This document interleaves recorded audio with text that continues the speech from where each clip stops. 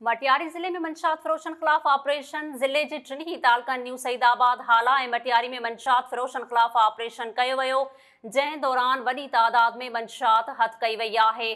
सईदाबाद में SS news के reporter Ali Khan खोसो मूजिब उन डस में न्यू सईदाबाद तालुके के 3 थाणनि की पुलिस DSP न्यू सईदाबाद अता मोहम्मद दाहिरी और SHO सईदाबाद मोहम्मद शरीफ खोसो पुलिस अटालन सां गॾु मंशात फरोशन खिलाफ ऑपरेशन कियो, जंहिं दौरान मंशात फरोशन में भाड़ पैजी वई।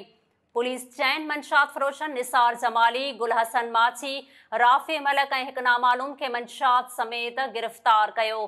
पुलिस मूजिब ऑपरेशन दौरान इलाके जा मशहूर मंशात फरोश सरवर माची पुट अलह जुड़ियो माची और फ़हीम जमाली पुट दाऊद जमाली फरार थी वञण में कामयाब थी विया।